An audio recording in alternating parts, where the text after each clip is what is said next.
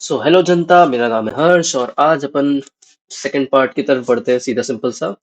तो कल अपन ने एएनएस 1 कंप्लीट कर चुका था, जिसपे कि कोलिनर्जिक और एंटी कोलिनर्जिक सिस्टम आ चुके थे। अब अपन बात करेंगे एड्रिनर्जिक और इसके मतलब एगोनिस्ट और एंटागोनिस्ट की, एंटी एड्रिनर्जिक ड्रग्स की। एंड ये चैप्टर फिनिश हो जाएगा। तो जो इससे पहले का जो कोलिनर्जिक वाला पार्ट है वो जरूर देखो।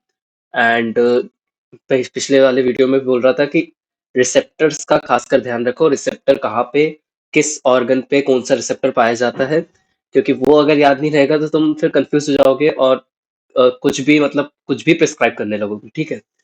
तो आई थिंक रिकॉर्डिंग चल रही है ना। हेलो। हाँ। तो आई थिंक 1 घंटे 1.5 घंटे पे ये पूरा फिनिश करते हैं। ऑटोकॉइड्स अगर अभी होता है तो ऑटोकॉइड्स भी निपटाते हैं। तो चलो जल्दी से शुरू करते हैं यार। ठीक है। कहाँ गया था? ठीक है। एक सेकंड। हाँ।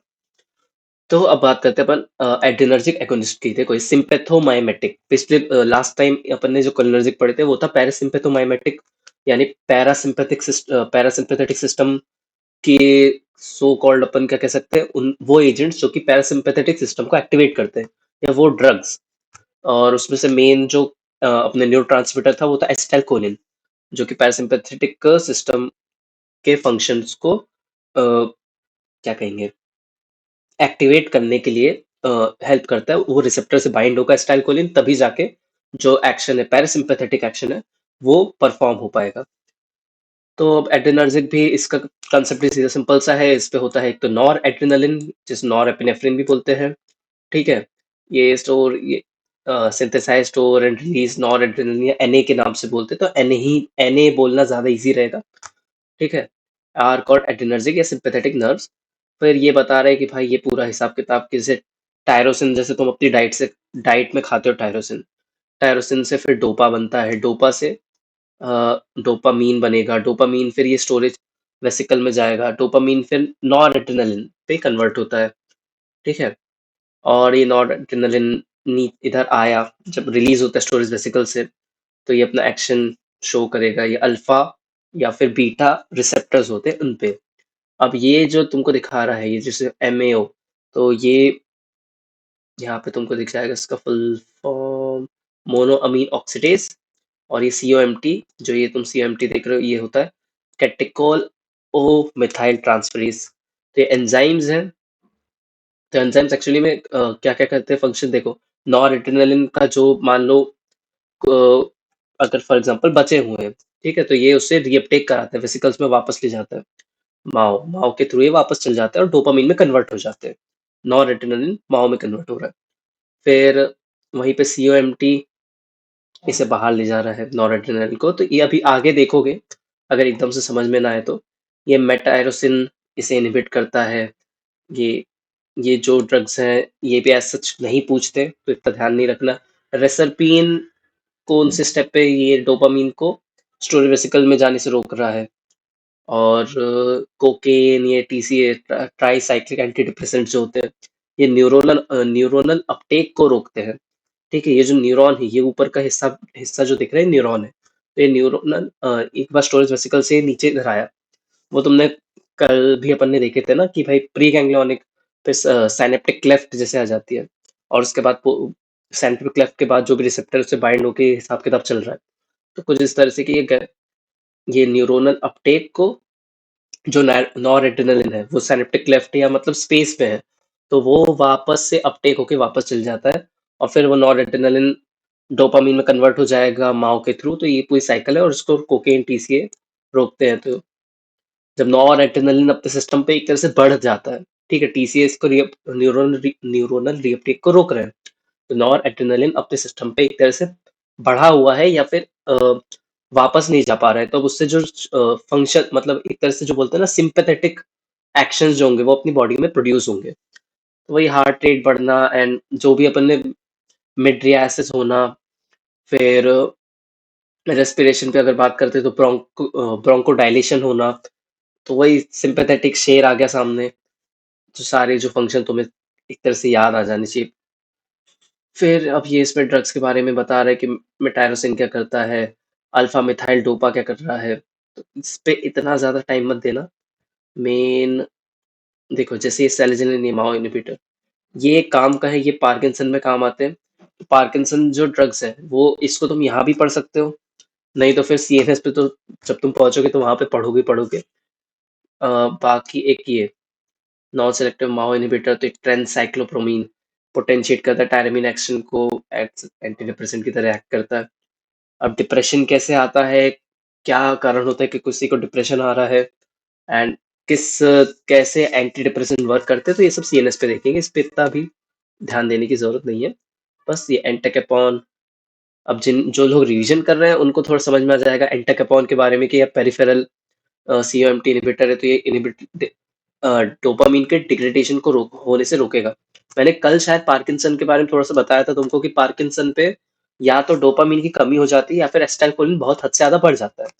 तो मान लो अगर डोपामीन की कमी हो रही है, तो जो थोड़ा बहुत अगर तुम दे भी रहे हो, ठीक है, जो थोड़ा बहुत बॉडी में जो डोपामीन है उसको डिग्रेड होने से तो रोकोगे, तो उसके लिए एंटाकेपॉन दोगे। ये पेरिफेरली, मतलब कि ब्रेन की जगह, ये ब्रेन ब्लड ब्रेन बैरियर के क्रॉस नहीं कर पा रहा है, जो पेरिफेरल मतलब बाकी के पूरी बॉडी जो है वहां पे एक्ट कर रहा है। वहीं पे टॉलकापोन जो है वो पेरिफेरल एंड सेंट्रल, तो ये मतलब ब्रेन पे भी जा रहा है, ये सेंट्रल में सेंट्रल एक्शन शो कर रहा है। एंड ये एडजेंटिन पार्किंसनिज्म, तो ये पार्किंसन पे अपन ज्यादा अच्छे से पढ़ेंगे।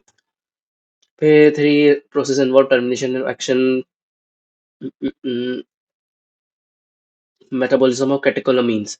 तो ये इसमें एक ये दिखा रहे हैं, एड्रेनलिन और नॉर एड्रेनलिन जो होते हैं वो सीएमटी मतलब कैटेकॉल और मिथाइल ट्रांसफरेज, और अपना माओ से क्या था, मोनो अमीन ऑक्सीडेज, इसके मदद से ये डिग्रेड होते हैं, और डिग्रेड होकर क्या क्या बनाएंगे, वेनिलिन मैंडेलिक एसिड, मेटानेफ्रिन और नॉन मेटानेफ्रिन। तो ये फिर अपने उसमें मिल जाता है अपन को यूरिन पे, ब्लड एंड यूरिन पे ये मेटाबोलाइट्स अपन को डिटेक्ट कर सकते हैं। एंड मान लो किसी को फियोक्रोमोसाइटोमा है, फियोक्रोमोसाइटोमा यानी कि एड्रिनल मेडुला का ट्यूमर है, ठीक है। तो ऑब्वियसली क्या होगा, एड्रिनल मेडुला से क्या चीज रिलीज होती है, एड्रिनलिन और नॉन एड्रिनलिन होता है, या N A, to be very, N A बोलना ज्यादा अच्छा लगता है नॉर एड्रिनलिन की जगह, एड्रिनलिन या फिर एन ए रिलीज होता है। तो अब जब वो रिलीज होगा ज्यादा अमाउंट पे, तो सीओएमटी माओ भी ज्यादा एक्टिवली उसको तोड़ेंगे, तो ये अपन को मेटाबोलाइट्स देखने को मिलेंगे ब्लड या यूरिन पे। टेस्ट लगाएंगे, अगर ये बहुत हद से ज्यादा बढ़े आ रहे हैं तो अपन डिटेक्ट कर सकते हैं कि भाई इसको फियोक्रोमोसाइटोमा है। फिर टाइप डिस्ट्रीब्यूशन, ये सब तो अल्फा डिवाइड, ये अल्फा और बीटा टाइप्स जो होते हैं, receptor adrenergic receptors into alpha and beta types which are located on the cell membrane, cell membrane पे locate होते हैं। all adrenergic receptors are G protein coupled receptors, regulate the production of intracellular messenger, वही IP3 इन inositol triphosphate. फिर ये alpha to camp को decrease कर रहा होगा, एंड बीटा, तो अल्फा के दो सब टाइप हो गए, alpha one alpha to. Alpha two के क्या बता रहा है ये, pre synaptic post synaptic, alpha two pre synaptic भी पोस्ट साइनेप्टिक भी। बीटा के तीन होते हैं, beta one beta two beta three, ये सब क्लासिफाई करके रखा है, इससे सब टाइप्स बता रहा है। तो अब देखो, आई थिंक इसका डायग्राम था क्या, ये ठीक है, तो इस पर पेपर आते हैं।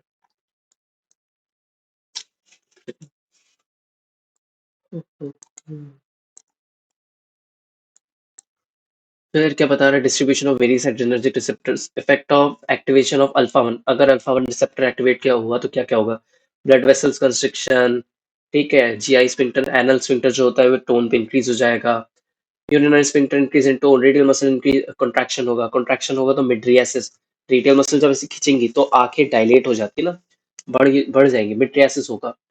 फिर effect of activation of pre alpha two, pre alpha two में क्या होगा कि भाई stimulation of alpha two receptors, decrease release of any from synthetic nerve endings.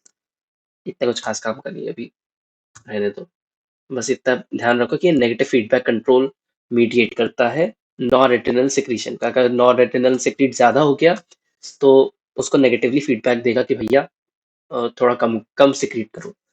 Post synaptic अगर हो गया, पोस्ट साइनेप्टिक में क्या, मीडिएट स्टिमुलेटरी इफेक्ट्स। अब स्टिमुलेटरी इफेक्ट क्या, वेसो कंस्ट्रिक्शन, वीनो कंस्ट्रिक्शन, तो ये उस पोस्ट साइनेप्टिक पे बता रहे हैं कि भाई स्टिमुलेशन ज्यादा हो रहा है। प्री साइनेप्टिक बता रहे हैं नेगेटिव कंट्रोल की भाई अगर ज्यादा सिक्रीशन हो रहा है, मतलब रेगुलेटरी फंक्शन दिखा रहे हैं। To be very honest, and इतना कुछ खास इसका अभी तक यूज नहीं आता फार्मा में। Effect of alpha two receptors on various secretions. Beta से कहाँ कहाँ पे मिलेंगे अपन को ये अल्फा टू रिसेप्टर्स? कहा beta cell of islets of Langerhans in pancreas. Insulin, decrease in insulin secretion. Ciliary epithelium, reduction of aqueous humour secretion.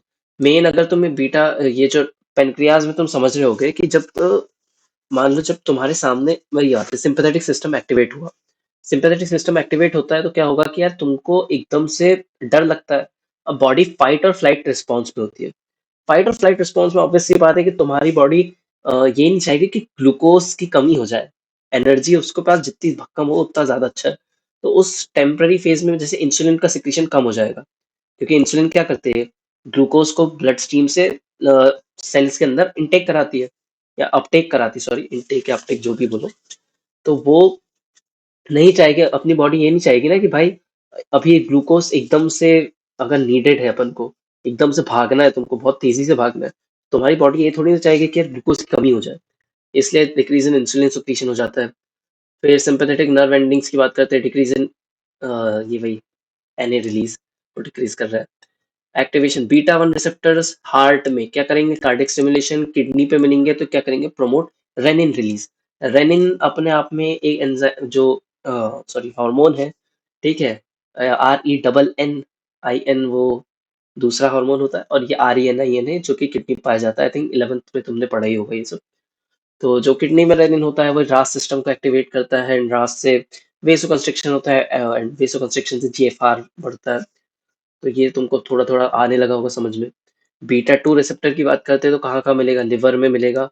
Glycogenolysis, क्यों, ग्लाइकोजन को तोड़ना है, और ग्लाइकोजन टूटेगा तो ग्लूकोज बढ़ेगा अपने ब्लड स्ट्रीम पे, ताकि अपन जो भी फ्लाइट और फ्लाइट रिस्पॉन्स है वो परफॉर्म कर पाए अपनी body. Skeletal muscle contraction, contract state में होगी, एकदम रिलैक्स नहीं होगी। तुम सोचो ना कि भाई एकदम तुमको दौड़ना है, तो कॉन्ट्रैक्ट स्टेट में होगी तुम्हारी पूरी मसल्स। सिलियरी एपिथेलियम की बात करते हैं तो increase in secretion of aqueous humour, aqueous humour बढ़ जाएगा, and uptake of potassium into cells. तो इसको तुम ना थोड़ा थोड़ा, अगर कोई बंदा स्प्रिंटिंग करता है, ठीक है, स्प्रिंटिंग क्या होता है, एकदम से सडन बहुत तेज भागना, तो उसपे भी ना ये कुछ हद तक कि ये जो बीटा रिसेप्टर्स होते हैं, नॉरएड्रेनालिन होता है, ये एकदम गश आउट होता है।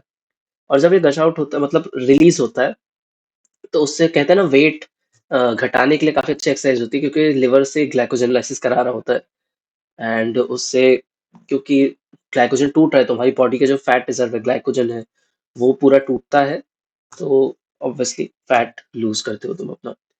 फिर इनहिबिटरी इफेक्ट्स क्या क्या हो जाएंगे एक्टिवेशन ऑफ बीटा रिसेप्टर के, स्टिमुलेटरी थे, हाँ स्टिमुलेटरी थे। अब ये इनहिबिटरी बता रहे हैं, इनहिबिटरी में कहाँ कहाँ पहुंच गए, ब्रोंकियल, यूट्राइन प्रेग्नेंट, या फिर vascular and bladder smooth muscles में रिलैक्सेशन कराएगा, ठीक है। GI smooth muscle activation of both alpha and receptors cause relaxation. तो इनहिबिटरी इफेक्ट भी दिखा रहा है, और स्टिमुलेटरी इफेक्ट्स भी है इसके अलग अलग जगह पे। फिर effect of activation of beta three receptor, beta three कहाँ पे मिलेगा, एडिपोज टिश्यू, जो कि लाइपोलाइसिस, ठीक है, वही मैंने बताया था एक्टिवेशन, लाइपोलाइसिस। बीटा टू अगर एक्टिवेट होता है स्प्रिंटिंग के टाइम पे, और स्ट्रेस, मतलब एक तरह से स्ट्रेस आ गया ना तुम्हारी, तुम अपने इंड्यूस स्ट्रेस जो बोलते हैं, तो beta three receptors adipose tissue lipolysis हो रहा है। बीटा वन कहाँ मिल रहा है, हार्ट में, बीटा वन किडनी पे। फिर ब्रोंकियल स्मूथ मसल में बीटा टू, प्रेग्नेंट ट्यूटर्स में बीटा टू, कैपिलरीज में alpha one, vascular alpha one beta two दोनों। स्केलेटल मसल में बीटा टू भी मिलता है, ब्लड वेसल में अल्फा वन बीटा टू, ये वही वेस्कुलर वाला। फिर GI सिस्टम पे alpha beta two smooth muscles, alpha one and sphincter diffusive muscle beta two. तो ये तुमको ऐसा भी लग रहा होगा कि बहुत सारी चीजें रखने की, बस तुमको मेन मेन कुछ चीजें तो ध्यान रखनी है। जैसे ये वाला हार्ट वाला तो हमेशा ध्यान रखो, किडनीज का ध्यान रखो, ब्रोंकियल स्मूथ मसल का ध्यान रखो। बाकी कैपिलरीज में ये, एक सेकंड, कैपिलरीज में अल्फा वन होता है, वेस्कुलर में अल्फा वन बीटा टू। कुछ कुछ चीजों को याद रखोगे, और अगर अभी याद नहीं भी हो रहे, जब तुम फिर से बार बार जब पढ़ोगे ना, तो जैसे बीटा थ्री एडिपोज टिश्यू एक स्पेशल अलग से ही है, ठीक है, तो ये तुमको थोड़ा सा याद रहेगा। और एकदम से फर्स्ट टाइम पे याद मत करने की कोशिश मत करो, सुनते जाओ, जितनी चीजें याद हो रही है ठीक है, जब रिवाइज करोगे एक बार दो बार तीन बार, तब जाके तुम्हारे दिमाग में बैठेगा, क्लियर पिक्चर बनेगी। तो वही radial smooth muscle of iris, radial muscle of iris alpha one, sympathetic nerve के थ्रू। फिर लिवर ग्लाइकोजन बीटा टू, ये सब एक बार गो थ्रू करो, पढ़ लो, जितना चीजें याद रहती है, कुछ चीजें याद हो जाएंगी। जैसे बीटा 3 का एक एग्जांपल है एडिपोज टिश्यू। बीटा 1 में कहाँ हार्ट और किडनी।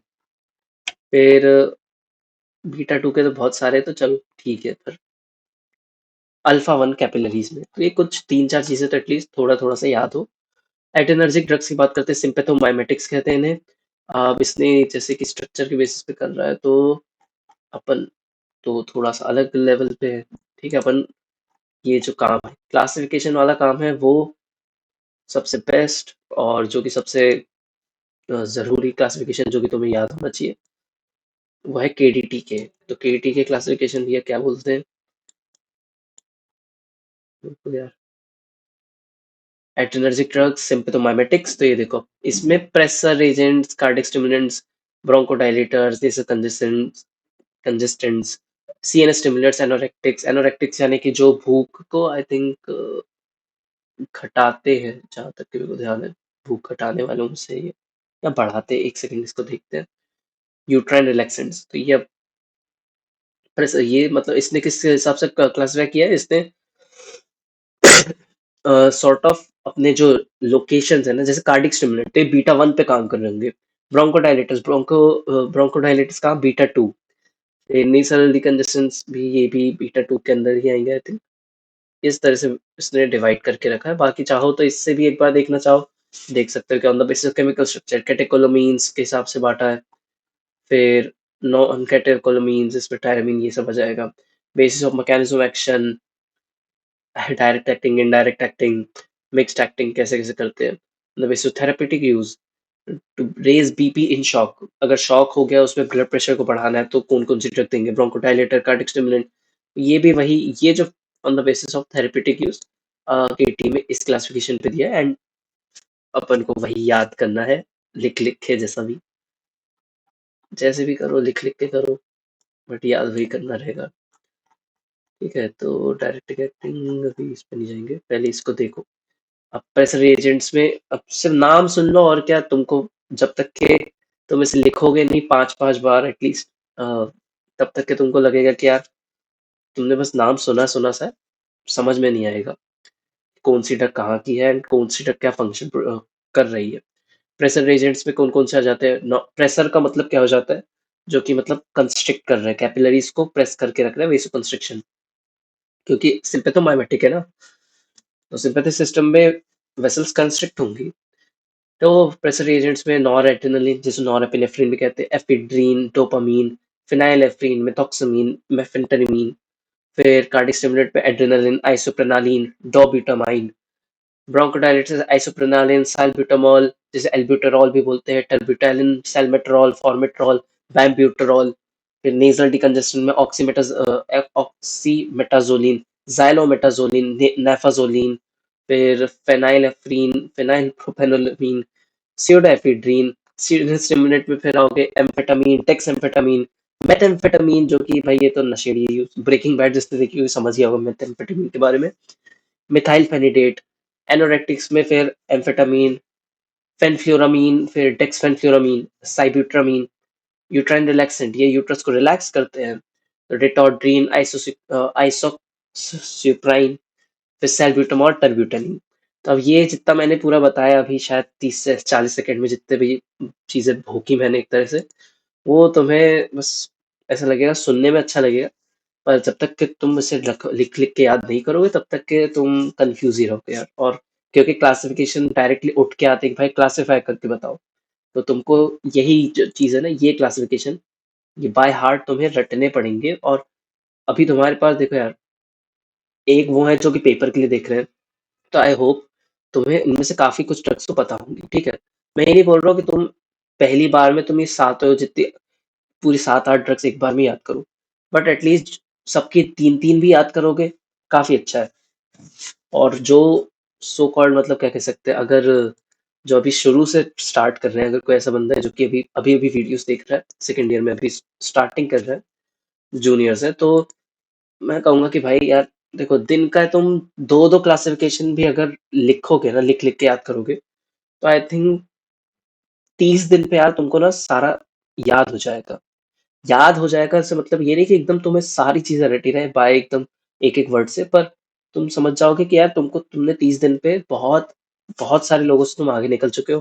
पर सेशनल्स हो गए, फिर तुम उसको रिवाइज करोगे, सेकंड सेशनल फिर रिवाइज करोगे, पीओ में फिर रिवाइज करोगे, फिर पेपर के टाइम पे तुम रिवाइज कर रहे हो। लोग उस टाइम पे लास्ट टाइम पे रटने की कोशिश करते हैं, तुम्हें तब तक के रट चुका होगा सब कुछ। एंड ड्रग्स तुमको पता रहती है ना, तो उससे काफी फायदा रहता है।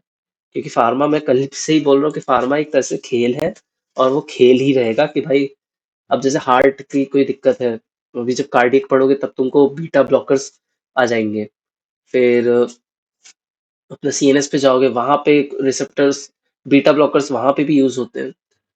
ग्लाउकोमा में कल जैसे देख रहे थे अपन, बीटा ब्लॉकर्स यूज हो रहे थे, जिसमें से कि मैं बता रहा था प्रोप्रानोलॉल को यूज नहीं किया जाता, क्योंकि वो मेम्ब्रेन स्टेबलाइजिंग, मेम्ब्रेन एनेस्थेटिक की तरह काम करते हैं कॉर्नियल मेम्ब्रेन पे। तो उसे अपन प्रेफर नहीं करती उसका यूसेज, या उससे यूज ही नहीं करते ग्लाउकोमा में। तो ये सारा जो हिसाब किताब है, जब तुम पूरी ड्रग्स पढ़ोगे तब तुमको याद रहेगा। अभी ज्ञान नहीं देते, अभी आगे बढ़ते। तो डायरेक्टली एक्टिंग में कौन कौन से हो गए, जैसे एड्रेनलिन। एड्रेनल का therapeutic use A B C D, कहाँ कहाँ पे? एनाफिलैक्टिक शॉक, फिर क्या ब्रोंकियल अस्थमा, बी से ब्रोंकियल अस्थमा, सी से कार्डियक अरेस्ट, फिर डी से क्या आ रहा है, to prolong duration of local anaesthesia. Local anaesthesia का जो क्या कह सकते इफेक्ट है, उसे प्रोलॉन्ग करेगा। Control epistaxis and other capillary using.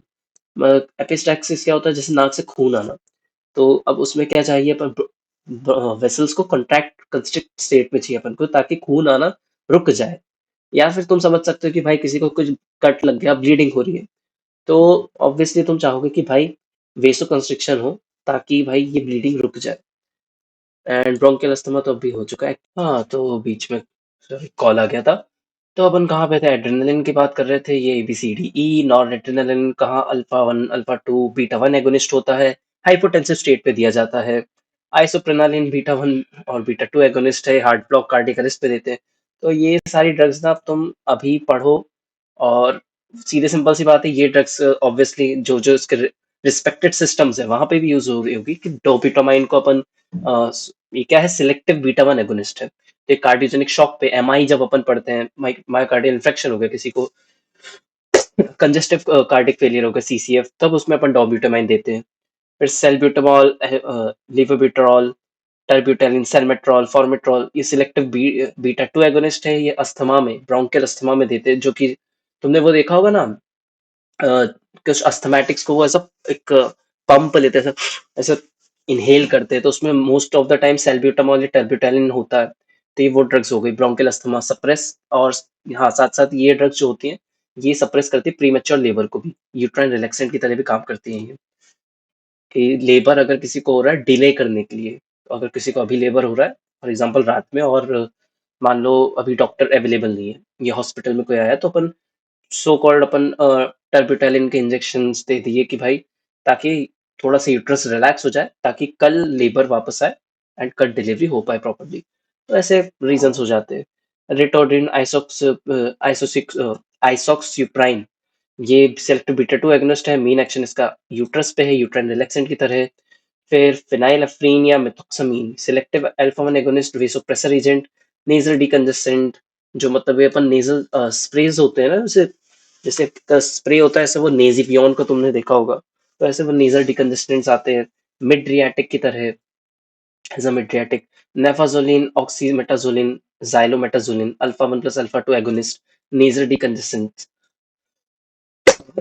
ठीक है। क्लोनिडीन, अल्फा मिथाइल डोपा, ये हाइपरटेंशन में यूज हो रहे हैं। तो इसका एक बार रीड करोगे पूरे टेबल को, तो तुम्हें एक सो कॉल्ड, मतलब क्या बोलते हैं, एक ओवरव्यू मिल जाता है, समरी है पूरी क्या बोल सकते हैं, सिंपैथोमाइमेटिक एजेंट्स की। फिर अपन आगे बढ़ते जाएंगे जल्दी जल्दी। इनडायरेक्टली एक्टिंग में क्या क्या है, एम्फेटामीन, मेथाम्फेटामीन, मिथाइल फेनिडेट। तो ये they act by releasing Na in the periphery, NADA यानी कि डोपामीन, एंड 5 हाइड्रोक्सीट्रिप्टामीन सेंट्रली, इसे नार्कोलेप्सिन। ये क्या कराते हैं, ऑब्वियसली नॉर एड्रेनलिन को रिलीज कराते हैं पेरिफेरी में, और सेंट्रली मतलब ब्रेन पे ये मेथाम्फेटामीन, या किसी ने मतलब जो ब्रेकिंग बैड वाला समझ रहे होगे कि मेथाम्फेटामीन किसी ने लिया, तो उस पे नॉर एड्रेनलिन, डोपामीन और 5 हाइड्रोक्सीट्रिप्टामीन ये रिलीज होंगे। नार्कोलेप्सी, अटेंशन ADHD में भी इसे देते हैं। फिर मिक्स्ड एक्टिंग एफेड्रीन जो हो गया, तो ये सब में यूज हो रहा है। डोपामीन तो ऑब्वियसली लगभग सारे ही रिसेप्टर्स में इसका काम होता है, alpha one, alpha to, beta one and D one plus release यानी कार्डियोजेनिक शॉक, सीसीएफएस, ओलिगोयूरिया। एक बार इस पूरे टेबल को गो थ्रू करोगे तो तुम्हें ओवरव्यू मिल जाएगा। ओवरव्यू क्या मतलब, अच्छे से समझ में आ जाएगा क्या इसके कितने जगह, अलग अलग जगह पे अलग अलग यूजेस हैं। फिर डायरेक्टली एक्टिंग सिम्पैथोमिमेटिक्स की बात करते हैं, एड्रेनलिन की। तो ये alpha one, alpha to, beta one, beta two, beta three. ये मतलब एड्रेनलिन तो क्या है, सीधे सिंपल सा सारे ही रिसेप्टर्स पे एक्ट कर रहा है। एंड फिर क्या होगा, सिर्फ फार्माकोलॉजिकल एक्शन। इसका कोई डायग्राम बनता है क्या? कोई इजी सा डायग्राम नहीं है। नहीं, एक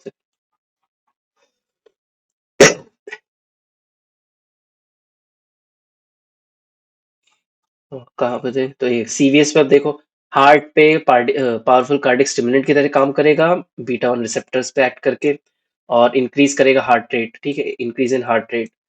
फिर मायोकार्डियल एक्टिव कॉन्ट्रैक्टिलिटी को बढ़ाएगा, कंडक्शन वेलोसिटी को बढ़ाएगा, कार्डिक आउटपुट को बढ़ाएगा, ऑटोमेटिसिटी को बढ़ाएगा, कार्डिक वर्क को बढ़ाएगा। फिर ऑक्सीजन रिक्वायरमेंट, कार्डिक वर्क बढ़ रहा है तो ऑक्सीजन रिक्वायरमेंट भी बढ़ जाएगी। Increase in excitability and tendency to cause cardiac arrhythmias. तो ये सारी चीजें एड्रेनलिन करा रहा है हार्ट पे, ब्लड वेसल्स और बीपी पे भी। तो इवन सीधी सिंपल सी बात है, अल्फा रिसेप्टर्स को पे भी एक्ट करेगा उतना ही। तो क्या होगा उससे, इंक्रीज होगा चीजें। और ये एक फिनोमेना आता है, वेसोमोटर रिवर्सल ऑफ डेल। अब इस पे इसको पूरे पैराग्राफ को पढ़ के दिखा रहा हूँ। It also constrict renal, mesenteric, pulmonary, splanchnic vessels, but dilates blood vessels of skeletal muscle and coronary vessels। Obviously constrict कर रही होती है, बट कुछ वेसल जैसे कि स्केलेटल मसल्स की और कोरोनरी वेसल्स को ये डायलेट करता है, वहीं पे बाकी को ये कंस्ट्रिक्ट करता है। And intravenous administration of Dale in moderate doses called in produce biphasic effect. तो इंट्रावीनस जब आईवी देते हैं एड्रेनलिन मॉडरेट डोजेस में, तो एक बाईफेजिक इफेक्ट आता है। क्या होता है बाईफेजिक इफेक्ट में? The initial rise in BP is due to alpha one and beta one actions. ठीक है, क्या होगा जब एड्रेनलिन दी है अपन ने, ठीक है, तो अल्फा वन और बीटा वन की वजह से क्या होता है, बीपी राइज करता है। बीपी राइज हुआ, ठीक है, फिर उसके बाद क्या होगा, फॉल हो जाएगा बीपी में। पहले इनिशियल राइज हुआ बीपी में, फिर फॉल आया। फॉल क्यों हो रहा है? Beta two mediated dilatation of blood vessels in the skeletal muscle. अब जो स्केलेटल मसल है, मान लो ये जैसे हार्ट है और जो अल्फा वन में छोटी छोटी वेसल्स है, हार्ट हो गया और वेसल्स ये वेसो कंस्ट्रिक्शन करा रही है। एड्रेनलिन दिया, वेसो कंस्ट्रिक्शन हुआ, बीपी थोड़ा थोड़ा बढ़ा। अब एक टाइम के बाद जब थोड़ा सा क्या होगा, एड्रेनलिन स्केलेटल मसल पे भी जाके एक्ट करेगा। तो स्केलेटल मसल हो गई भैया, स्केलेटल मसल्स की जो क्या कहेंगे अपन इसे, ब्लड वेसल्स है, वो डायलेट हो गई। अब डायलेट हो गई तो क्या होगा, ब्लड वेसल जब डायलेट होती है तो ऑब्वियसली बीपी घटता है। तो बीपी घटा तो बीटा टू की वजह से बीपी घट गया। अभी बीपी घट गया तो ये देख रहे हो बाई फेजिक, पॉजिटिव फेज फिर एकदम नेगेटिव, ये इतना नीचे आ गया। तो इसे बोलते हैं अपन एडमिनिस्ट्रेशन ऑफ एड्रेनलिन आफ्टर। तो क्या बोल रहा है, adrenaline after alpha blocker produces a fall in BP, beta two option. अब क्या हुआ, अल्फा ब्लॉकर दिए, अल्फा ब्लॉकर्स की वजह से क्या हो गया, अब ये जो हिसाब किताब है, अल्फा वाला काम तो होगा नहीं, ठीक है, ऊपर जाएगा नहीं, ठीक है, वेसो कंस्ट्रिक्शन नहीं हो रहा है, एंड इस तरह से ये स्टेबल हुआ। अब एड्रेनलिन दोगे तो अभी सिर्फ सिर्फ नीचे जाएगा। तुम कह सकते हो हार्ट की वजह से भी सो कॉल्ड, मतलब यहाँ पे एक हल्का सा राइज देखने को मिलना चाहिए था, बट क्योंकि सिर्फ एक हार्ट से कितना बीपी बढ़ जाएगा, ऑब्वियसली अगर मॉडरेट डोज में दोगे तो। हाई डोज में दोगे तो बात अलग है, मॉडरेट पे कितना ही ज्यादा, बहुत बहुत छोटा, मतलब बहुत कम अमाउंट पे पड़ेगा। तो if adrenaline is rapidly injected intravenous, there is increase in both systolic and diastolic BP. ये फिनोमेना बता रहा है वेसोमोटर रिवर्सल ऑफ टेल। तो ये 2 नंबर पे पूछता है और प्रैक्टिकल एग्जाम पे ये आता है, बाकी ऐसा जितना ज्यादा नहीं आएगा। फिर रेस्पिरेटरी सिस्टम पे बात करते हैं, एड्रेनलिन क्या करेगा, रिलैक्स करेगा बीटा टू स्मूथ मसल्स को, पोटेंट ब्रोंकोडायलेटर की तरह, but short duration action. Inflammatory mediators को ये इनहिबिट करेगा रिलीज करने से। रेस्पिरेटरी सिस्टम का हो गया। जीआईटी की बात करते हैं, smooth muscle of the gut को रिलैक्स करेगा एड्रेनलिन। उससे क्या होगा, it reduces the intestinal tone and peristaltic movement but effects are transient. Bladder की बात करते हैं, ब्लैडर में क्या बोल रहा है भाई कि डेट्रूसन मसल रिलैक्स हो जाएंगी, रिलैक्स होंगी एंड स्फिंक्टर कॉन्स्ट्रिक्ट हो जाएंगे। तो as a result it may cause difficulty in urination, क्योंकि यूरिनेशन के लिए क्या चाहिए अपन को, स्फिंक्टर रिलैक्स चाहिए ना, स्मूथली पास हो जाए यूरिन, वो हो ही नहीं पाएगा। सीएनएस में बात करते हैं तो adrenaline does not cross blood brain barrier and CNS effect are minimal, high doses पे it may cause headaches, restlessness and tremor. फिर आंखों की बात करते हैं तो adrenaline poor penetration to cornea when applied topically into the eye, administrate as a product, मतलब अगर एड्रेनलिन देना भी आंखों पे तो ऐसा प्रोडक्ट की तरह दोगे। फिर प्रोडक्ट का कंसेप्ट क्या होता है, प्रोडक्ट जाके एक्टिव ड्रग पे कन्वर्ट होती है, तब वो जाके अपना एक्शन दिखाती है। फिर मेटाबॉलिक इफेक्ट्स में एड्रेनलिन इंक्रीज ग्लूकोज लेवल, ठीक है, ब्लड ग्लूकोज लेवल कैसे, ग्लाइकोजनलाइसिस कराएगी, रिड्यूस करेगी insulin secretion by through alpha 2 action, फिर decrease uptake of glucose by peripheral tissues, increases blood lactic acid level by stimulating glycogenolysis skeletal vessels। तो ये सारा हिसाब किताब अब तुमको एक आ गया होगा एड्रेनलिन के बारे में। और ओरल एडमिनिस्ट्रेशन पे इसे सुटेबली मतलब नहीं देते, फार्माकोकाइनेटिक्स की बात करते हैं अपन, क्योंकि रैपिड इनएक्टिवेशन रहता है जीआई म्यूकोज और लिवर के through. Adrenaline can be given subcutaneously दे सकते हैं in anaphylactic shock, absorption of subcutaneous adrenaline is poor, hence it is given intramuscularly. अगर किसी को एनाफिलैक्टिक शॉक हो गया, जैसे एनाफिलैक्टिक शॉक नहीं, पता है, एक तरह से हाइपरसेंसिटिव रिएक्शन का एक टाइप होता है जहाँ पे सांस वास एकदम मतलब क्या होता है, अपने जो एयरवे हो जाता है ना वो बंद हो जाता है अचानक से।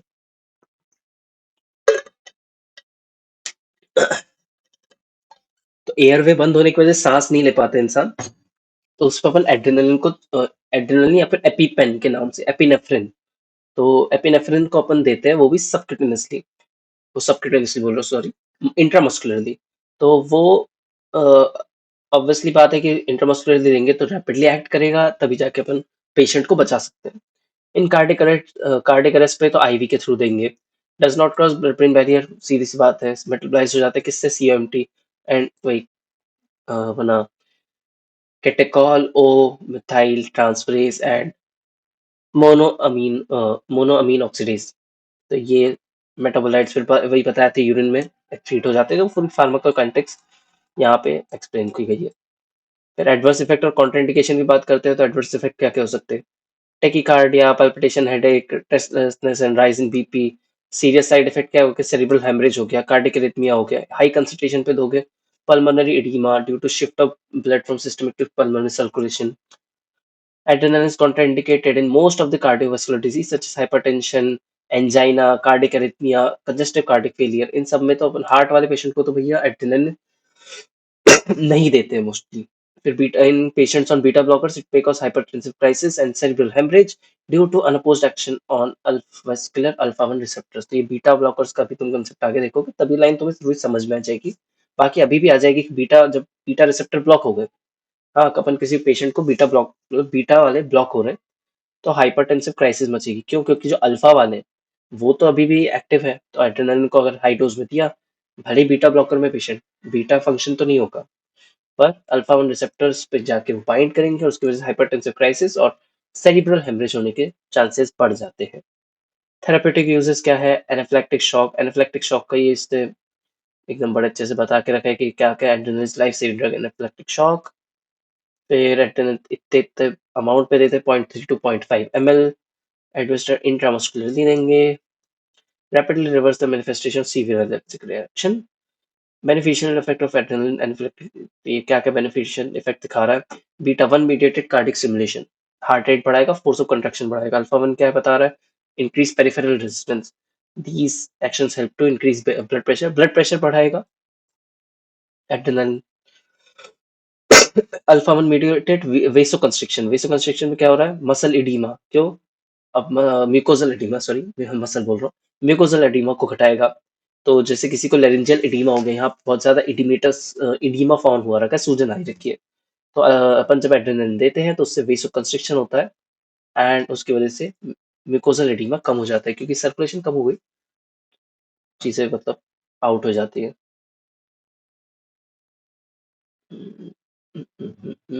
और फिर बात करते हैं बीटा स्टिमुलेशन की, इस पॉइंट पे ना मेरे को थोड़ा सा शक है क्या, अल्फा मीडिएटेड वेसोकंस्ट्रिक्शन करा रहा है तो उससे म्यूकोसल एडिमा घट रहा है। ये पॉइंट थोड़ा सा ट्रिकी सा है, ठीक है, उसको ध्यान रखना। बाकी अगर स्किप भी करना चाहो तो कर सकते हो अभी। मैं कुछ को देखता हूँ मैं इसको। फिर बीटा टू स्टिमुलेशन की बात करते हैं तो ब्रोंकोडायलेशन डिक्रीज करेगा release of mediator from mast cells, ठीक है, बीटा स्टिमुलेशन की वजह से।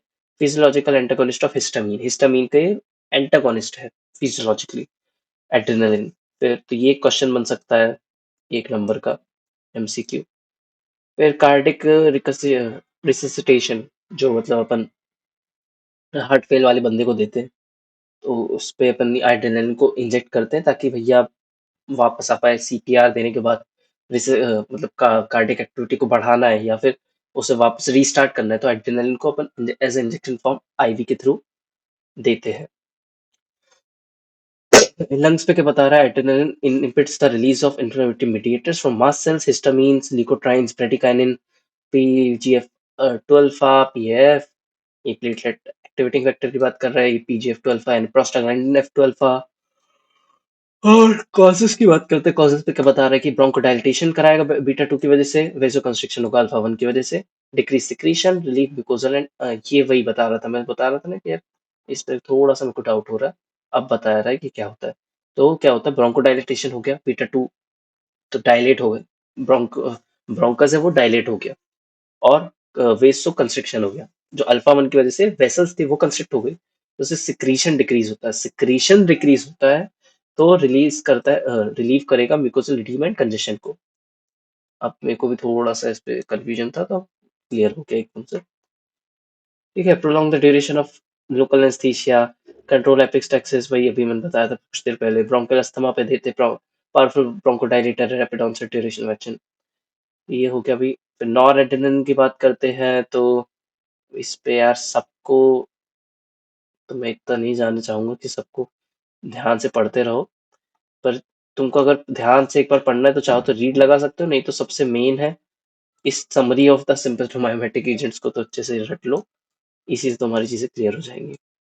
टाइम कम है आई थिंक, अभी कितने 1:40 हो गए लगभग, और अभी बचा हुआ है, काफी चीजें बची हुई है, तो इस पे अब मैं बहुत ज्यादा टाइम नहीं दूंगा। तुम पढ़ सकते हो चाहो तो, बाकी जरूरत ऐसा नहीं है, तुम वो चार्ट से चीजें कंप्लीट कर सकते हो, तो इसे स्किप भी करोगे अभी तो चल जाएगा, अगर चाहो तो पढ़ सकते हो, कोई बुरी बात नहीं है। फार्माकोलॉजिकल एक्शन की बात करते हैं तो अभी अपन ये सब तो आ गया, selective beta 2 agonist depicted, main है थेरेपेटिक यूजेस में, कहाँ पहुंच गए भाई वैसे, नॉरेटिनल, आइसोप्रेनालिन, फिर आइसोप्रेनालिन को आइसो प्रोटेरेनॉल भी बोलते हैं, प्रोटेरेनॉल, आइसोप्रोटेरेनॉल, आइसोप्रेनालिन का ये भी एक मतलब सॉर्ट ऑफ सिनोनिम हो गया, तो कभी कभार अगर बाय चांस ये लिखा आ गया कहीं कहीं पे, कंफ्यूज नहीं होना, सेम फंक्शन है, सेम सब चीजें वही है, नाम बस दूसरा है। डोबिटामाइन के बारे में बता रहा है कि भाई ये कैसे क्या हिसाब किताब करेगा।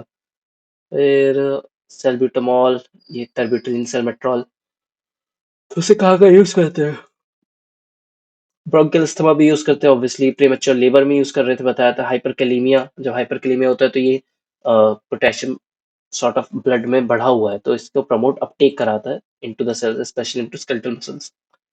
तो ये जो ड्रग्स हैं इनके बारे में बता रहा है ये। फिर आइसोक्सिप्राइन, टोड्रिन, अभी सब कुछ अपन ने ऊपर वो समरी में देख चुके हैं तो इसलिए इतना टाइम देने का मतलब नहीं है। एडवर्स इफेक्ट क्या क्या हो सकते हैं, adverse effect tremor, tachycardia, hyperglycaemia, hypokalemia, वो भी किसी सिलेक्टिव बीटा 2 एगोनिस्ट के। फेनाइरेफ्रिन, मेथॉक्सामिन, अब मैं इस पे बहुत ज़्यादा आगे बढ़ेंगे अपन, विटामिन और ये सब का कि विटामिन क्या कराता है। ट्रीटमेंट ऑफ एक्यूट इंटॉक्सिकेशन, अगर मान लो किसी को क्या बोलते हैं एम्फेटामीन या मेथेम्फेटामीन का कोई बंदा आया जो कि ड्रग्स कर रहा था, ठीक है, और वो पेशेंट आ गया, एडवर्स इफेक्ट तो तुम्हें दिख ही रहा है, insomnia, restlessness, confusion, fatigue, tremor, hallucination, suicidal tendency, cardiac side effect, tachycardia, palpitation, hypertension, angina, cardiac arrhythmia, ये सब तो एडवर्स इफेक्ट हो गए किसके, एम्फेटामीन या उसके जो भी और भी बाकी मिलते जुलते भाई बंधु हैं।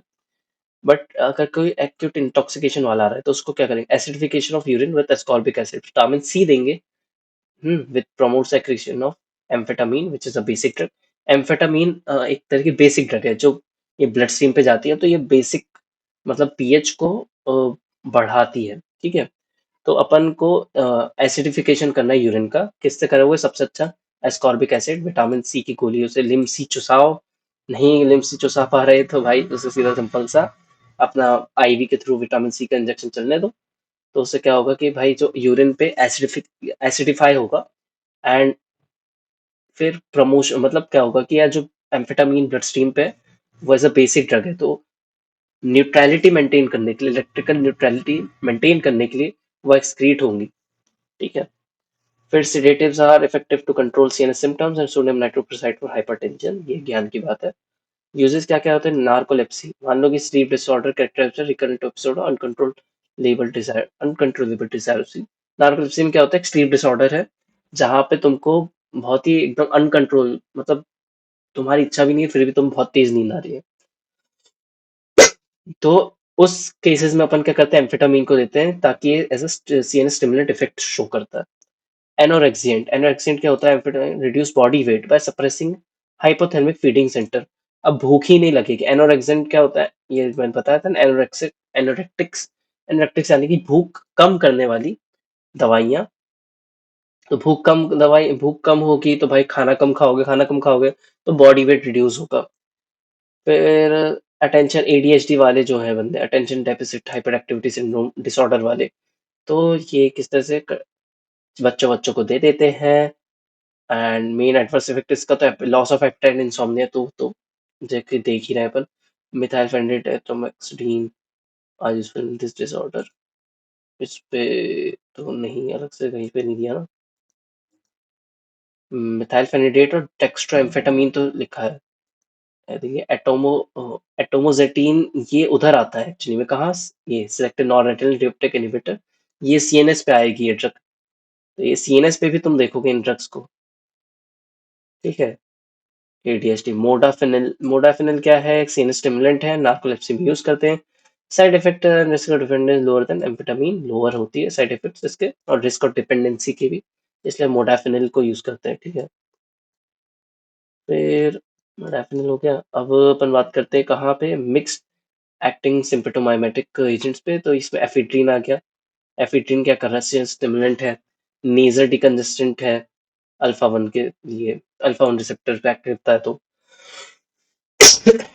ब्रोंकोडायलेटर है, बीटा टू पे एक्ट करके, मिड्रियाटिक है अल्फा वन पे एक्ट करके, यूरिन रिटेंशन कराता है, कार्डिक स्टिमुलेंट है बीटा वन पे, वेसोकंस्ट्रिक्टर, तो ये एफिड्रिन के बहुत सारे, क्योंकि मिक्स्ड सॉर्ट ऑफ क्या कर रहे हैं, मिक्स्ड एक्टिंग है ना, तो ये बहुत जगह पे यूज हो रहा है, मतलब इसके बहुत सारे एक्शन हो गए। तो अब इसके फिर वही बता रहा है कि ephedrine is the drug of choice to treat hypotension due to spinal anesthesia as it increases peripheral vascular resistance, heart rate, cardiac output and BP.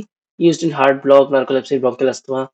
ठीक है, तो ephedrine, ivy ephedrine drug of choice है किसके लिए, hypotension. जब spinal anaesthesia देते हैं तो उसकी वजह से क्या होता है कि अब एनेस्थीसिया दिया, एनेस्थीसिया की वजह से भाई बीपी घट रहा है, बीपी बहुत ज्यादा घटा, क्यों, क्योंकि सारी चीज एकदम रिलैक्स स्टेट हो जाती है, एनेस्थीसिया में तुम पूरे रिलैक्स होते हो।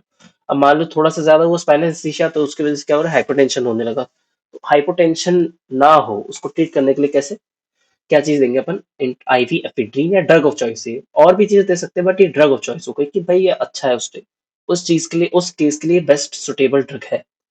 पेरिफेरल वेस्कुलर रेजिस्टेंस को इंक्रीज करेगा, हार्ट रेट को इंक्रीज करेगा, हार्ट रेट इंक्रीज होगा तो ऑब्वियसली क्या होगा, हाइपर मतलब हाइपोटेंशन वाली कंडीशन कम होगी, ब्लड प्रेशर इंक्रीज होगा। एंड साइड इफेक्ट क्या क्या होगा, इंसोम्निया, हाइपरटेंशन, टेकिकार्डिया। अब वही है कि अब तुमने एफिड्रिन को बहुत ज्यादा दे दिया तो उसकी वजह से क्या क्या हो सकता है, तो ये चीज अब तुमको थोड़ी थोड़ी आ गए होंगे समझ में। डोपामीन की बात करते हैं, कैटेकोलामीन, ये इनएक्टिवेट होता है सीएमटी और माओ से। फार्माकोलॉजिकल एक्शंस, लो डोज में क्या कराएगा भाई ये, अगर अपन इसे डोपामीन को देते हैं तो, selectively dilates renal, mesenteric and coronary blood vessels acting on D1 receptors, result in an increase in GFR and renal output. Moderate dose में क्या करा रहा है डोपामीन, ये D1 रिसेप्टर्स है, D1 मतलब डोपामिन वाले रिसेप्टर्स की बात कर रहा है यहाँ पे। फिर D dopamine stimulates beta 1 receptor heart, increase myocardial activity, moderate dose की बात करते हैं अपन। यहाँ पे मायोकार्डियल एक्टिविटी, कार्डियक आउटपुट बढ़ रहा है, टेकीकार्डिया इज लेस प्रोमिनेंट, अभी भी हार्ट रेट बढ़ रहा है, मायोकार्डियल कॉन्ट्रैक्टिलिटी बढ़ रही है, पर एकदम इतना नहीं कि टेकीकार्डिया वाली सिचुएशन आ जाए। डोपामिनर्जिक रिसेप्टर्स ये ठीक है, हाई डोज पे तो हाई डोज का तुमको आ ही क्या होगा, alpha vascular alpha adrenergic receptors cause generalized vasoconstriction. This increase afterload blood flow to the renal mesenteric aneurysm. And जो बेनिफिशियल इफेक्ट्स थे जो कि अपन को लो टू मॉडरेट पे दिख रहे हैं, तो वो यहाँ पे हाई डोज पे आके सीधी बात है, कोई भी चीज अति में अच्छी नहीं रहती। तो ये भी वही बोल रहे हैं कि जनरलाइज वेसोकंस्ट्रिक्शन बहुत ज्यादा दिक्कत करा सकता है, इवन अब टैकीकार्डिक सिचुएशन भी क्रिएट हो जाएगी। प्रिकॉशन एडवर्स इफेक्ट की बात करते हैं तो अब इस पे ईसीजी को देखो, बीपी, हार्ट रेट, इन सबको केयरफुली मॉनिटर करके रखो। पे थेरेपेटिक यूजेस में क्या आ जाएगा, cardiogenic septic shock, dopamine can be used because it increases BP as well as selectively dilates renal mesenteric, ये सब पूरे पता नहीं, तो बोलने में भी मेरे को ना सही बताओ तो एकदम नींद से आ रही है कि यार क्या ये कार्डियोजेनिक सेप्टिक शॉक पे डोपामाइन को यूज करते हैं, severe heart failure with renal impairment पे डोपामाइन को यूज करते हैं। फिर फेनोल्डोपैम को तो मैं इतना मत ही करो, बहुत ही रेयर और rarest of the rare question में से अगर कोई होगा तो इससे पूछ ले, नहीं तो मुश्किल है। एनोरेक्टिक्स की बात करते हैं तो भाई ये क्या कह सकते हैं, promote weight loss by acting on hypothalamic feeding centre. तो ये इसमें इसका मैकेनिज्म एक्शन बता रहा है कि नॉरएड्रेनालिन का रीअपटेक जो होता है उसे इनहिबिट कर देंगे, enhance noradrenergic transmission in the brain, inhibit hypothalamic feeding centre, suppress appetite. ठीक है, साइबिट्रामिन क्या कर रहा है, ये ये भी वही भूख को कम कर रहा है। तो ये जो साइबरट्रमिन और ये जो हिसाब किताब है ना, ये तुम अभी सीएनएस पे भी देखोगे, चाहो तो अभी देख सकते हो, यहीं पे समझ लो, सीधा सिंपल सी चीजें लिखी हैं। बाकी नहीं तो अभी तुम सीएनएस पे जब अपन आएंगे तब अपन इसे फिर से देखेंगे। और sibutramine has been banned due adverse effect other anti obesity agents, leptin and rimonabant. ठीक है, अब इसको भी इतना यूज नहीं करते। फिर एड्रेनर्जिक रिसेप्टर ब्लॉकर्स की बात करते हैं तो कौन कौन से हो गए, अल्फा ब्लॉकर, बीटा ब्लॉकर। ठीक है, अब अपन उस अंतिम क्षणों में आ रहे हैं जहाँ पे चीजें खत्म होने की हैं, बस कुछ पन्ने और कुछ देर और दोस्तों। ठीक है, तो बीटा ब्लॉकर्स तो काफी, मतलब बीटा ब्लॉकर्स ऐसा क्वेश्चन है जो कि लगभग यार बहुत बार पूछा गया है। ठीक है, 6-7 बार तो अभी पूछा गया होगा रिसेंट 5-7 सालों में। बीटा ब्लॉकर्स बहुत ज्यादा इंपॉर्टेंट क्वेश्चन होता है। और इवन लास्ट ईयर मतलब मेरे जो सीनियर्स है उनका पेपर मैंने देखा था, तो उस पे एक अल्फा ब्लॉकर का क्वेश्चन आया था इस बार, बीटा ब्लॉकर से थोड़ा सा हटके, तो अपन उसको भी इतना ध्यान से पढ़ेंगे। मतलब एक केस स्टडी आई थी जिसपे फीओ मतलब बिनाइन प्रोस्टेट हाइपरप्लेसिया, बीपीएच का क्वेश्चन, बीपीएच पे केस स्टडी दी थी जहां पे वो बोल रहा था बीपीएच के बारे में बताओ, फिर उसमें कौन सी ड्रग देते, तो उस पे ये सारी ड्रग्स हो गई। तो अपन इस पे जाएंगे, कहा है alpha alpha adrenergic blocking drugs. ठीक है, और फिर इसके बाद सबसे मेन बीटा एड्रेनर्जिक ब्लॉकिंग, ये जो दो है इनको अच्छे से पढ़ते हैं। तो पहले alpha adrenergic blocking drugs, alpha antagonist या अल्फा अल्फा ब्लॉकर्स की बात करते हैं। ठीक है, तो अल्फा ब्लॉकर्स में कौन कौन से, नॉन इक्विलिब्रियम टाइप क्या कर रहे हैं, एक बीटा हेलोएल्केनमीन में फेनॉक्सीबेंजामीन, इक्विलिब्रियम में competitive antagonist, non selective, alpha 1 selective, alpha 2 selective. Alpha 2 selective की एक ही ड्रग है, योहिम्बिन। अल्फा 1 सिलेक्टिव में प्राजोसिन, टेराजोसिन, डॉक्साजोसिन, एल्फिजोसिन और टेम्सिलोसिन। ठीक है, ये ड्रग्स, अब ये सब नाम फिर से वही बोला लिख लिख के। नॉन सिलेक्टिव का मतलब क्या होगा, ये अल्फा और अल्फा 1 और अल्फा 2 दोनों को ही ये सॉर्ट ऑफ ब्लॉक करते हैं।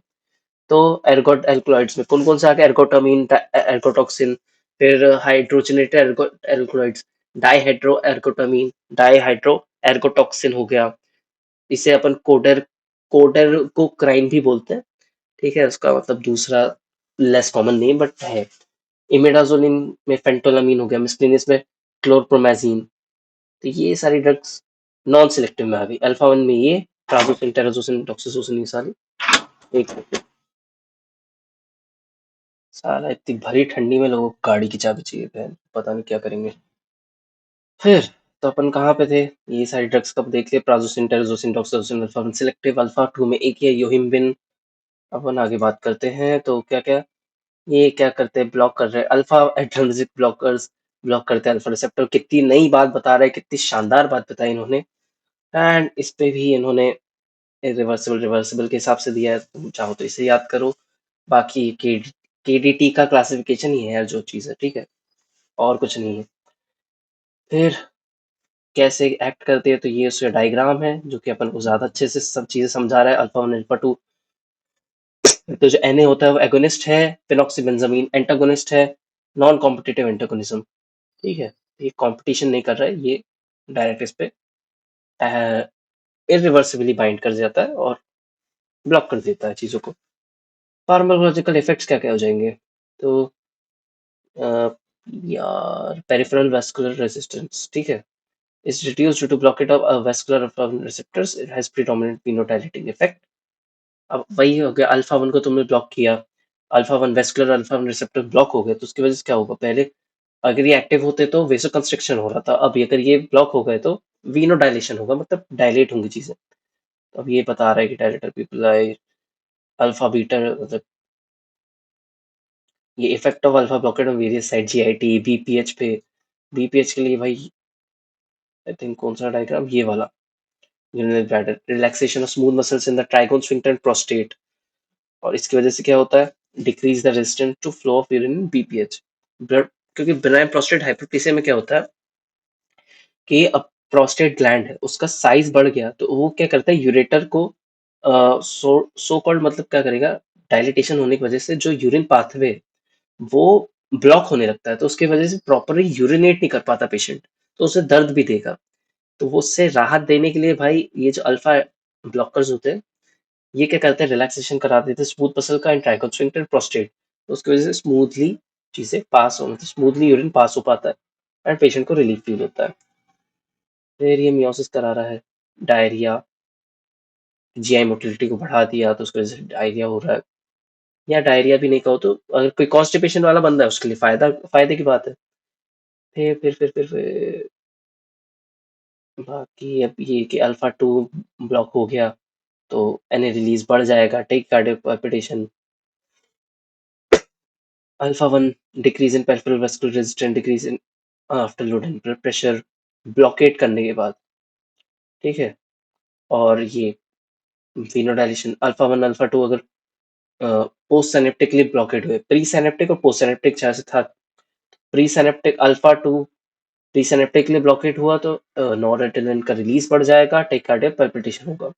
वहीं पे अगर पोस्ट सिनेप्टिक बढ़ गया, पोस्ट सिनेप्टिक ब्लॉकेट हो गया अल्फा वन और अल्फा टू का, तो उससे क्या क्या इफेक्ट देखने को मिलेंगे, तो विनोडाइलेटेशन देखने को मिलेगा। विनोडाइलेशन की वजह से क्या होगा, decrease in venous resistance to the heart, decrease in preload. ये मतलब सब थोड़ा सा तुमको ऐसा पकाऊ टाइप का लग रहा होगा, पर टू बी वेरी ऑनेस्ट तुम खुद बैठ के जब पढ़ रहे हो साथ में, तो तुम्हें समझ में आएगा कि यार चीजें बस वही घुमा फिरा के वही चीजें चल रही है।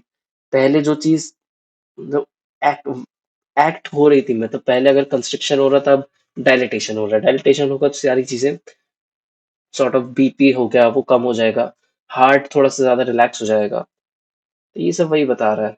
Increased release of noradrenaline Na from the adrenal pending due to blockade of presynaptic alpha-2 receptor. This may cause cardiac stimulation, produce tachycardia, palpitation, cardiac arrhythmias, etc. फिनॉक्सीबेंजामीन को कैसे देते हैं, स्लो onset of drug, फियोक्रोमोसाइटोमा में इसका use करते हैं फिनॉक्सीबेंजामीन को, orally slow IV infusion, slow onset but long duration action, irreversible blockade of alpha receptor, main uses in treatment of pheochromocytoma, side effect postural hypotension। postural hypotension क्या हो गया कि भाई मान लो जब तुम लेटे हुए हो तब तुमको ठीक लग, जैसे तुम कभी कभी ऐसा होता भी है काफी लोगों को कि जैसे तुम बैठे हो या लेटे हुए हो, अब तुम अचानक से एकदम से जल्दी खड़े हो गए ना, तुमको एक एक मोमेंट के लिए 0.1 0.2 सेकंड के लिए ऐसा लगेगा कि यार डिजीनेस सी फील होगी। तो वो क्या होता है क्योंकि हाइपोटेंशन स्टेट में पहुंच जाती है, इससे तुम बॉडी एकदम से तुम उठते हो, तब क्या होगा, एकदम से हार्ट को पंप करना है, तुम्हारे पैर से लेकर दिमाग तक के, ऑब्वियसली मतलब ब्लड को पंप करना है। अभी अगर लेटे हुए थे तो हार्ट पंप जब कर रहा था वो एडिक्वेट था। एकदम से जैसे खड़े हुए, अचानक से जो क्या कह सकते हैं, हाइट बढ़ी तो क्या हो गया, ग्रेविटी एंड वो सब पूरी चीजें फोर्स एक्ट कर रही है, तो उसकी वजह से फिर हार्ट को ज्यादा फोर्स लगाना पड़ेगा, एंड उसकी वजह से कुछ कुछ .1 .2 .3 सेकंड के लिए एक अपन को हाइपोटेंशन फील होता है। Reversible non selective alpha blockers की बात करते हैं। रिवर्सिबल में कौन सा एग्जांपल है, फेंटोलामीन का। ठीक है, ठीक है, तो अभी इरिवर्सिबल में किसके बताया था, फिनॉक्सीबेंजामीन। और रिवर्सिबल में कौन सा है अपने पास, फेंटोलामीन। फेंटोलामीन एंटागोनिस्ट कॉम्पिटिटिवली एंटागोनाइज करता है। ये इंट्रावेनसली देते हैं, आईवी के थ्रू देते हैं, rapid onset, short duration action, adverse effect tachycardia, palpitation, arrhythmia, angina, MI can precipitated. ये टोलाजोलिन छोड़ो, सिलेक्टिव अल्फा 1 में prazosin is a potent and selective alpha adrenergic receptor blocker. Orally से देते हैं, एब्सॉर्ब वेल एब्सॉर्ब होता है GI tract से, extensive first pass metabolism होता है प्राजोसिन का। ठीक है, unlike non selective alpha blocker, selective alpha blockers produce minimal to no tachycardia. क्यों, ऑब्वियसली बात है भाई कि भाई pre selective alpha 2 receptors are not block, but ये जो अल्फा 1 ब्लॉकर्स हैं सिर्फ ये मतलब सिलेक्टिवली ब्लॉक कर रहा है ना, तो उसकी वजह से हार्ट पे उतना ज्यादा इफेक्ट देखने को नहीं मिलेगा अपन को, टैकिकार्डिया इतनी चीजें प्रोमिनेंटली शो नहीं होगी। एडवर्स इफेक्ट क्या हो गया, first dose phenomena. First dose phenomena ये बहुत कॉमन क्वेश्चन हो जाता है, तो इसका अच्छे से देखो समझो। Within 30 to 90 minutes of oral administration of first dose of prazosin, postural hypotension, syncopal attacks may be seen. Therefore, the initial dose should be small. It is usually given at bedtime so that the patient remain in bed for several hours and the risk of syncopal attack is reduced. अब क्या हो गया, तुमने मान लो पहली बार किसी को prazosin administer की, ठीक है, और उसकी वजह से क्या हो गया, प्राजोसिन क्या कर रहा है, ऑब्वियसली अपन देख रहे हैं कि ये पूरी चीज को रिलैक्स कर रहा है, सिलेक्टिव अल्फा 1 ब्लॉकर है, तो ऑब्वियसली क्या करेगा इसकी वजह से, जो अपने arterial, it causes both arterial venodilatation, arterial dilation, arteries का डायलेटेशन ज्यादा होगा, ज्यादा प्रोमिनेंटली, और वीनस का भी डायलेटेशन ही करा रहा है। डायलेट होगा तो क्या होगा, बीपी कम होगा। बीपी कम होगा तो क्या हो सकता है कि भाई मान लो तुमने किसी को सुबह सुबह बोला प्राजोसिन ले लो, अब उसका इफेक्ट हुआ आधे घंटे 90 मिनट बाद, अचानक से भाई वो ऐसा चल फिर रहा था, उसको एकदम से बीपी एकदम से घट गया, बहुत कम हो गया, उसे हाइपरटेंशन हो गई, या फिर सिंकोपल अटैक आ गया। सिंकोपल अटैक सॉर्ट ऑफ मतलब क्या हो गया कि उसे भाई बीपी कम हुआ तो चक्कर खा के गिर गया, सो कॉल्ड, तो ऑब्वियसली दिक्कत हो जाएगी। इसलिए प्राजोसिन, अब अगर किसी को पहली पहली बार अपन उससे पूछ रहे हैं, उसकी हिस्ट्री में बोल रहे हैं कि नहीं ऐसी कोई ड्रग मैंने नहीं ली थी, मुझे याद नहीं है, अपन मान के चल रहे हैं कि पहली बार ही ये ड्रग अपन इसको एडमिनिस्टर कर रहे हैं प्राजोसिन, तो जितना स्मॉल डोज हो सकता है उतना दो, जैसे 1 mg एकदम माइन्यूट डोज दो, और उसे बेड टाइम के लिए मतलब पेशेंट को बोलो कि भाई जब तुम सो जाओ, सोने के टाइम पे इस दवाई को लो, ताकि अगर बाय चांस ऐसा कुछ हाइपोटेंशन वाली कंडीशन बने भी, तो वो लेटी स्टेट में रहेगा, तो ऐसे तो उतना ज्यादा फील नहीं होगा, या फिर बेहोश जैसा, अगर मान लो हल्का सा चक्कर से बेहोश हो गया कुछ टाइम के लिए, नींद में चले गया, तो उतना दिक्कत नहीं है, गिर पड़ के मतलब कहीं टूट फूट नहीं जाएगा वो। ठीक है, तो ये फर्स्ट डोज फिनोमेना की बात कर रहा है। नीजल स्टफनेस भी कराता है, tachycardia, impaired ejaculation and importance, तो देख समझ के तो भाई इम्पोर्टेंस करा रहा है। तो अदर सिलेक्टिव अल्फा ब्लॉकर्स में टेराजोसिन है, doxazosin longest acting selective alpha blocker, फिर alfuzosin, tamsulosin uroselective alpha blocker है। तो लो डोज में it reduce the resistance to urine flow of urine with a little effect on blood pressure. It is administered orally and is the preferred alpha blocker for treatment of BPH in normotensive patients.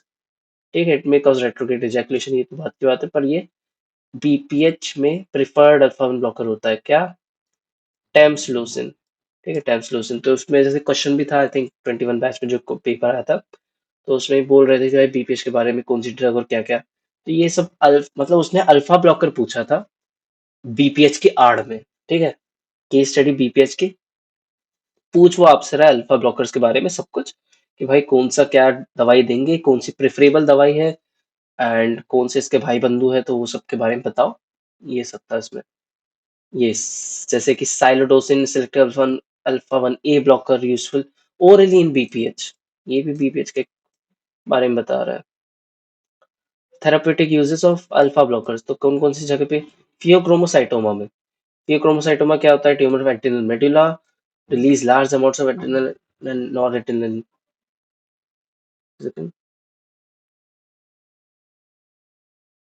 नहीं, कोई नहीं है। The science and symptoms include sudden and paroxysmal.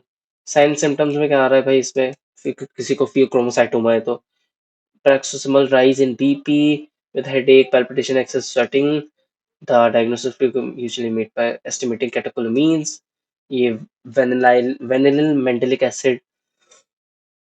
अब ये शुरू शुरू में बात की थी कि मैंने बताया था जो मेटाबोलाइट्स होते हैं वो बड़े मिलेंगे अपन को ब्लड एंड यूरिन पे।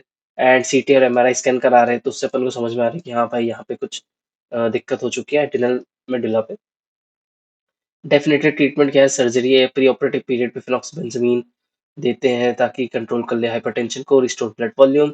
Non selective reversible alpha blocker, blockade of vascular alpha receptor cause vascularisation and fall in BP. अब वही सिंपल सा बता रहा है कि भाई फिकोसाइटोमा का हिसाब किताब कि उसको सर्जरी से पहले अगर किसी को कंट्रोल पे लाना है तो अपन अल्फा ब्लॉकर्स ही दे रहे होंगे, फिनॉक्सीबेंजामीन दे रहे होंगे ताकि बीपी कंट्रोल हो पाए। और बीटा ब्लॉकर्स की भी यहाँ पे बात कर रहे हैं। Beta blockers propranolol are used to control the cardiac manifestation. किसी का मतलब टैकीकार्डिया अरिथमिया है तो उसमें बीटा ब्लॉकर्स देंगे अपन। Due to excess catecholamines, beta blocker should not be given alone for pheochromocytoma because blockade of vascular beta receptor cause unopposed alpha 1 action. ये बोल रहा है कि भाई बीटा ब्लॉकर्स को अकेले नहीं देना है फिकोसाइटोमा में, उसको किसी और के साथ देना है। क्यों? नहीं तो क्या होगा कि मान लो बीटा ब्लॉकर्स की वजह से बीटा टू रिसेप्टर्स और बीटा वन ये सब तो ब्लॉक हो गए। अब जो alpha one action, alpha one क्या करा था? वेसो कंस्ट्रिक्शन करा रहा था। वेसो कंस्ट्रिक्शन अब ये अनअपोज हो जाएगा, मतलब इसके लिए तो कोई रोकने वाला नहीं ना। बीटा वाले बीटा को रोकेंगे, अल्फा को थोड़ी ना रोकेंगे। अल्फा वन एक्शन अपन अनअपोज हो गया तो क्या? Lead to severe rise in blood pressure due to vasoconstriction. This may be fatal prior administration of alpha blocker. इसलिए अल्फा को भी देंगे और बीटा ब्लॉकर दोनों को साथ में देंगे। ये मेटायरोसिन फिब्रोमोसाइटोमा देते ही तो इतना सब झमेला नहीं भी याद रखोगे, ठीक है।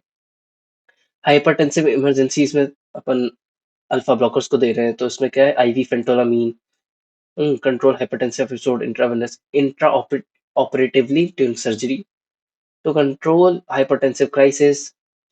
क्लोनिडिन विड्रॉल के टाइम पे control hypertensive crisis due to cheese reaction.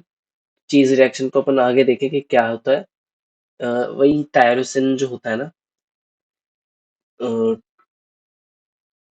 चीज में होता है टायरोसिन, और टायरोसिन अपन ने देखे डोपामीन का प्रिकर्सर होता है। तो डोपामीन बढ़ता है, डोपामीन के बाद नॉर एड्रेनालिन, और जब एनए बढ़ता है तो उसकी वजह से क्या क्या चीजें होती हैं कि भाई भाई वेसोकंस्ट्रिक्शन, टैकीकार्डिया एंड जमाने भर की चीजें हो रही होती है। तो उसको कंट्रोल करने के लिए भी अपन फेंटोलामीन का यूज करते हैं। क्यों? क्योंकि ये उस चीज मतलब ब्लॉक करेगा। फिर एसेंशियल हाइपरटेंशन पे among alpha blockers selective alpha antagonist are preferred. क्यों भाई? माइल्ड टू मॉडरेट हाइपरटेंशन पे। बीपीएच के बारे में इसने ये जैसे दिया है।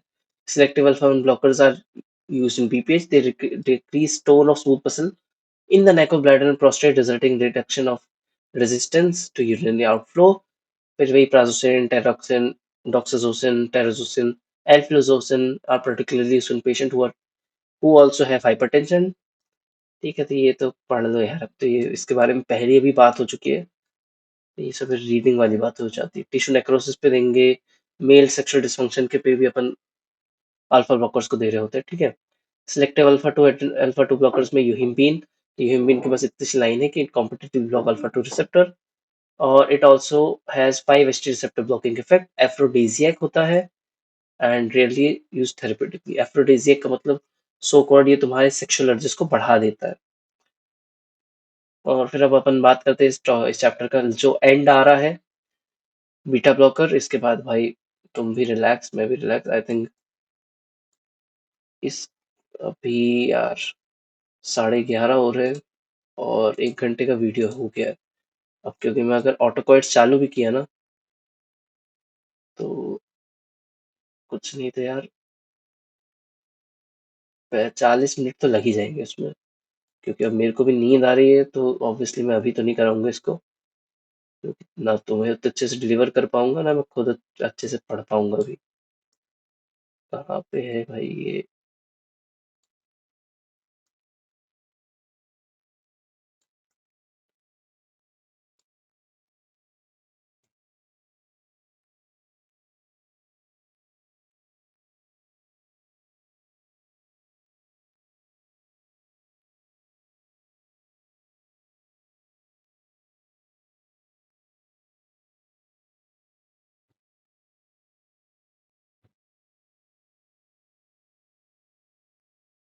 लीनल सीएनएस कहाँ पे दिया है भाई इसने ये?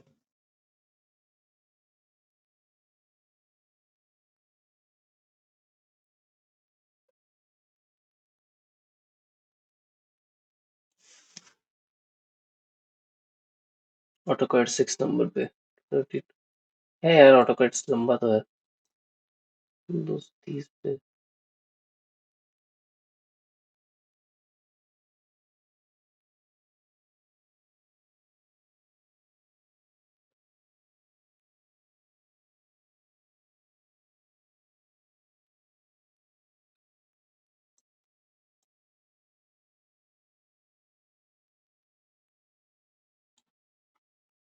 ये आ गया अपन ऑटोकैड्स पे। तो ऑटोकैड्स के भी काफी सारे रिसेप्टर्स और ये सब चीजें होती है। सेरोटोनिन इसके भी काफी सारी चीजें रटने वाली होती हैं। और इस पे प्रॉपरली एक तो सही बताओ ना, अगर शानबाग कोई पहली पहली बार पढ़ेगा ना तो उसको उसको इसलिए दिक्कत जाती है कि भाई अब वो ये कुछ रिसेप्टर्स है जो कि अभी यहाँ पे भी सॉर्ट ऑफ सिमिलर है, बाकी चैप्टर से रिलेटेड है सीएनएस पे। अब सीएनएस पहले दे दिया है, फिर ऑटोकैड्स दे रहा है, तो थोड़ा सा ना इंसान जब पहली पहली बार पढ़ता है तो उसको सही में बहुत दिमाग दिक्कत होती है, दिमाग खराब होता है। इवन मेरे साथ भी जब मैं फर्स्ट टाइम रीड कर रहा था, मेरे को लग रहा था कि यार कहीं पे कुछ भी घुसता है। इसलिए सो कॉल्ड ये वीडियोस बना रहा हूँ ताकि भाई एक सिस्टमैटिकली तुम्हें समझ में आ जाए अप्रोच क्या है।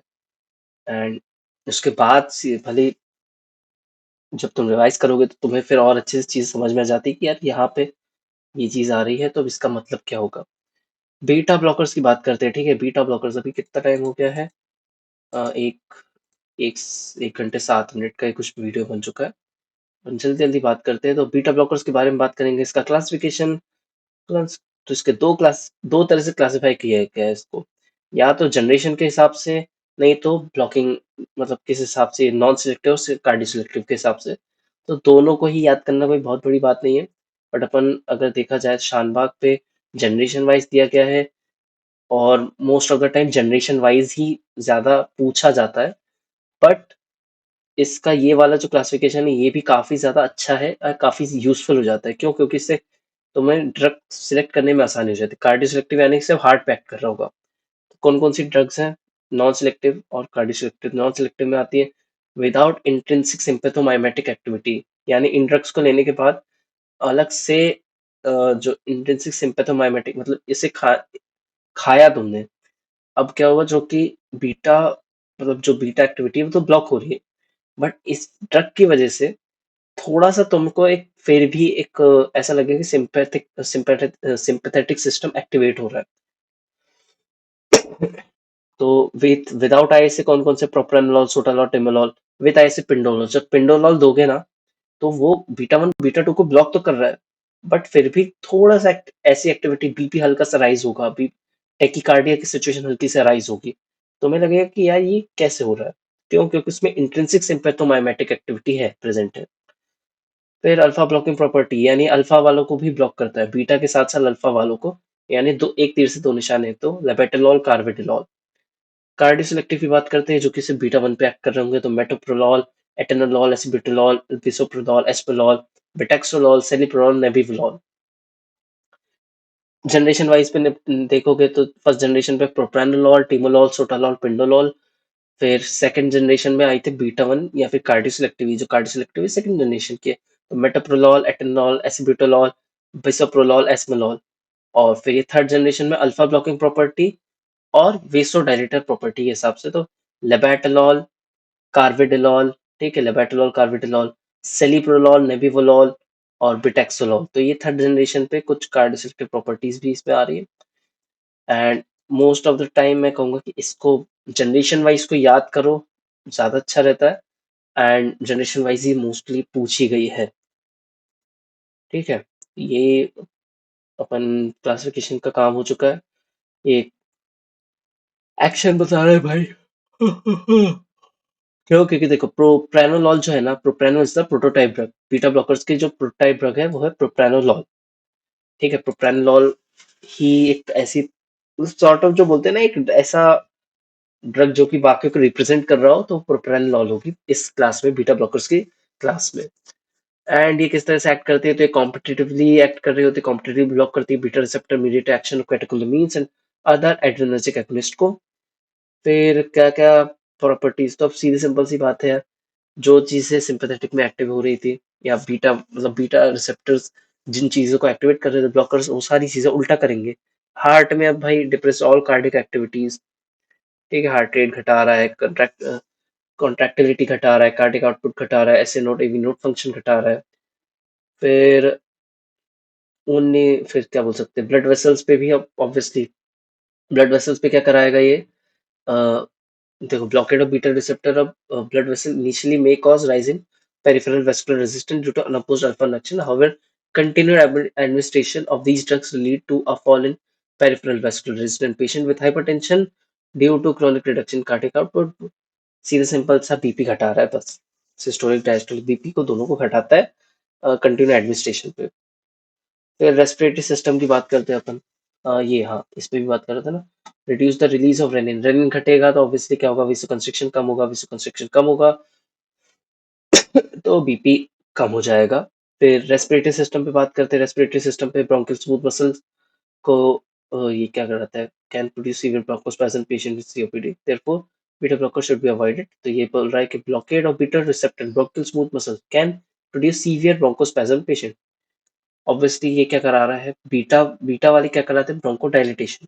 बीटा ब्लॉकर्स क्या कराएंगे, ब्रोंकोस्पैज्म मतलब कंस्ट्रिक्ट करेंगे। अब पता चला बहुत ज्यादा कंस्ट्रिक्ट कर दिए, पहले से किसी को सीओपीडी है मतलब क्रॉनिक ऑब्स्ट्रक्टिव पल्मोनरी डिजीज है या फिर अस्थमा है, अस्थमा में अब तुम भाई उसको ऑब्वियसली ऐसी चीज नहीं देना चाहोगे ना ताकि उसके पहले से कंस्ट्रिक्शन है और तुम उसके ब्रोंक्यूल्स को एकदम और निचोड़ दो, एकदम कंस्ट्रिक्ट कर दो, उसे सांस लेने में दिक्कत होगी। तो ये वही बोल रहा है कि भाई अवॉइड करते हैं, should be avoided in patient with asthma COPD. Selective beta blockers atenolol metoprolol are less likely, selective वाले फिर भी सिलेक्टिव बीटा 1 दे सकते हो क्योंकि बीटा 2 रिसेप्टर्स अगर ब्लॉक हो गए तो दिक्कत होगी सीओपीडी अस्थमा वालों को। स्केलेटल मसल में क्रॉनिक यूज बीटा ब्लॉकर्स में को skeletal muscle weakness, tiredness due to blockade beta receptor the skeletal muscle blood vessel supply it. Obviously भाई ब्लड वेसल्स प्रॉपर्ली सप्लाई नहीं कर पाएंगे ब्लड को, तो क्रॉनिकली यूज करने पे स्केलेटल मसल थोड़ी सी वीक होने लगेंगे। Metabolic effect inhibit glycogenolysis, delay recovery from hyperglycemia. They also mark the warning signs of hyperglycemia. अब तुमको भाई मैं मतलब ऑब्वियसली ना ये चीज समझ में आ जानी चाहिए, अब तो चीजें उल्टी की उल्टी चल रही हैं बस, और बुक खोल के बैठे हो साथ साथ टिक कर रहे हो तो तुमको अब समझ में आ जाएगा कि चीजें अब उल्टी चलते जा रही है। आंखों में क्या करेगा beta blocker topical administration, decrease intraocular pressure. अब इंट्राओकुलर प्रेशर को अगर जहाँ भी डिक्रीज करने की बात हो गई तो ऑब्वियसली ग्लाउकोमा में से अपन पक्का यूज कर रहे होंगे। और प्रोप्रानोलॉल को अपन यूज नहीं करेंगे, मैंने पिछले कल भी बताया था, अभी भी बता रहा हूँ वीडियो की शुरुआत में भी बताया था और अभी बता रहा हूँ, प्रोप्रानोलॉल को एज अ ग्लाउकोमा में यूज नहीं करते क्योंकि वो मेमोरी स्टेबलाइजिंग इफेक्ट शो करती है और कॉर्निया को एनेस्थेटाइज कर देती है, ठीक है? जो कि अपन नहीं चाहते कि ऐसा हो।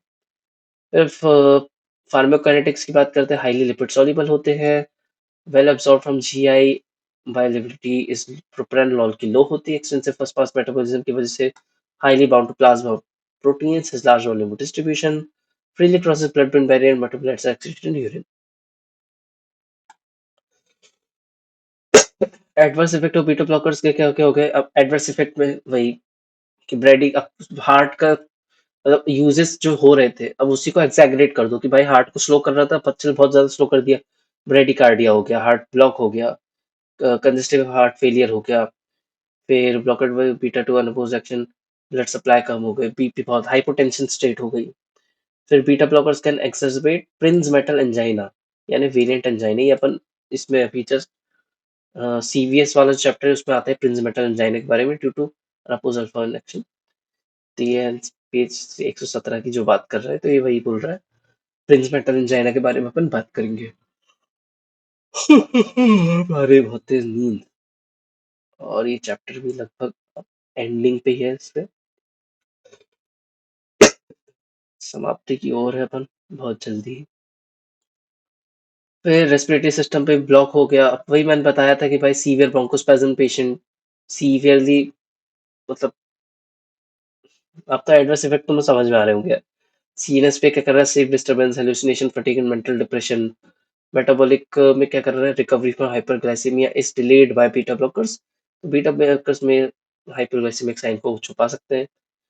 फिर muscular weakness and tiredness, reduce blood flow की वजह से। बस विड्रॉल सिम्टम्स, एप्रेट अगर विड्रॉल होता है क्रॉनिक यूज में, तो इसकी because angina Frank, myocardial infection and even sudden death can occur. क्यों? क्योंकि भाई अब ये जो चीजें ये पढ़ने वाली है, इसको तुम खुद पढ़ सकते हो, नहीं तो एक बार मैं बताता हूँ।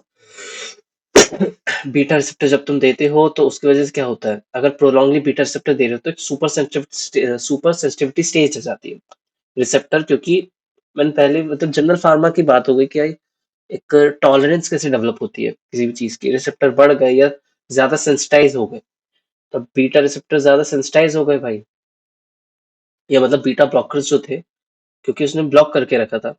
अब जैसे ही सडन विड्रॉल हुआ बीटा, मतलब बीटा ब्लॉकर्स जैसे हटाया, तो बीटा रिसेप्टर एकदम से एक्टिव होंगे, बोलेंगे भाई मेरा जो एक्चुअल जो हिसाब किताब है, मतलब बीटा रिसेप्टर में जो नॉर एड्रेनल लगता है, वो जल्दी से लाओ। जल्दी से लाओगे तो क्या होगा, उस पे एक सुपर सेंसिटिव स्टेज में हो जाओगे। सुपर सेंसिटिव स्टेज में ऑब्वियसली क्या क्या हो सकता है, एंजाइना मतलब सीने में दर्द हो सकता है, मायोकार्डियल इन्फेक्शन बैठ सकता है, हार्ट अटैक आ सकता है, इवन सडन डेथ भी हो सकती है।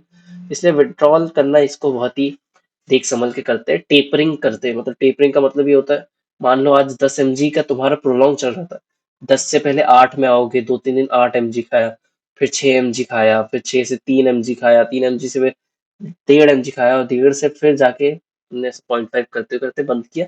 टेपर करना बोलते हैं। तो ये स्टेरॉइड्स में भी करते हैं, यहाँ पे भी कर रहे हैं अपन। फिर ड्रग इंटरेक्शन तो अभी तुम्हें एकदम समझ में नहीं आएंगे, क्योंकि अलग अलग क्लासेस के अलग अलग ड्रग्स हैं। तो अगर मैं इस पे समझाने की कोशिश करूंगा तो बहुत ज्यादा टाइम लगेगा। जो लोग पहले से पढ़ चुके हैं तो वो जरूर ड्रग इंटरेक्शन को अभी ध्यान से पढ़ो, और जिन्होंने फर्स्ट टाइम पढ़ रहे हो तो पहले सिलेबस खत्म करो, फिर जब रिवीजन के टाइम पे तब तुम्हें चीजें समझ में आएगी कि भाई इंसुलिन सल्फोनिलुरेज क्या क्या दिक्कत कर सकते हैं। वेरापेमिन जो कि कैल्शियम चैनल ब्लॉकर है, तो वो क्या इफेक्ट शो करेगा बीटा ब्लॉकर्स के साथ। इंटरेक्शंस पढ़ना बहुत जरूरी होता है, क्योंकि प्रैक्टिकल लाइफ में भाई तुम ऐसी चीजों से डील कर रहे हो, क्योंकि भाई कोई आया जिसको पहले से एनसेड देके, मतलब एनसेड खा के लगा। एनसेड क्या होता है, जैसे पैरासिटामोल हो गया, एस्पिरिन हो गई, ये सारी चीजें उस पर कुछ इनटेक है, तो उसे बीटा ब्लॉकर दे रहे हो। Inhibiting PG synthesis promote sodium water retention. पता चला उसे कल परसों में इडीमा, मतलब क्रॉनिक यूज में पता चला, एक हफ्ते बाद आया बोलता है मुंह सूज गया मेरा, इडीमा हो गया। तो तुम्हें समझ में आएगा कि अच्छा ये कॉम्बिनेशन की वजह से ऐसा होता है। तो तुम फिर ऑब्वियसली उसे सो कॉल्ड क्या कर सकते हैं, प्रिवेंट कर सकते हो उन कंडीशंस को, अगर तुम्हें ड्रग इंट्रैक्शन पता होगी तब। ठीक है, तो ड्रग इंट्रैक्शन का पता करना इसलिए जरूरी होता है।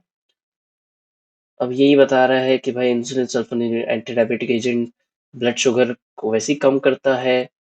अब सिंपैथेटिक स्टिमुलेशन कराएगा, सिंपैथेटिक स्टिमुलेशन की वजह से ये वही टैकीकार्डिया होगा, ट्रेमर्स वो प्रोड्यूस होंगे। अब क्योंकि भाई प्रोप्रानोलॉल बीटा ब्लॉकर्स दे दिए तुमने, तो उसकी वजह से ये सारी चीजें मास्क हो जाएंगी।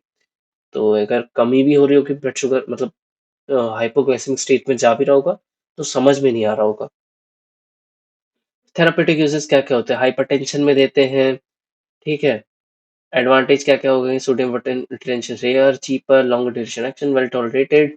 एंजाइना प्रोफिलैक्सिस एमआई पे दे रहे हैं, एंजाइना के प्रोफिलैक्सिस, प्रोफिलैक्सिस यानी कि एंजाइना को आने से रोकता है ये।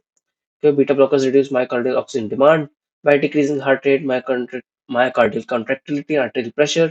They improve exercise tolerance, reduce frequency of anginal episodes. Use of beta blocker early in acute phases of MI may limit infarct size. ये सारा हिसाब किताब अब तुमको थोड़ा थोड़ा आ जाएगा समझ में। कार्डियक एरिथमियास की बात करते हैं, तो कार्डियक एरिथमियास में बीटा ब्लॉकर्स मेनली यूज कर in atrial arrhythmia such as atrial fibrillation, flutter, paroxysmal supraventricular tachycardia, PSVT, but rarely due to ventricular arrhythmias. ये अपन सीवीएस में अभी अपन जब आएँगे तब देखेंगे कार्डियक अरिथमियाज़ में बीटा ब्लॉकर को क्यों यूज़ किया जाता है डिटेल में।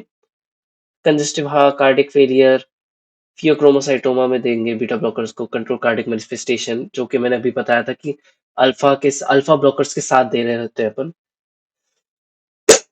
फिर ग्लाउकोमा में बीटा ब्लॉकर्स को यूज़ करते हैं क्योंकि इससे इंट्राओकुलर प्रेशर डिक्रीज होता है, और इंट्राओकुलर प्रेशर जहाँ डिक्रीज हुआ वहाँ पे ग्लाउकोमा के sort of resolve glaucoma resolve हो सकता है, एक्यूट ग्लाउकोमा रिजॉल्व हो सकता है। तो timolol is the most frequently used beta blocker in glaucoma, timolol. बाकी बेटाक्सोलॉल भी है, एक अच्छा मतलब अच्छी ड्रग है।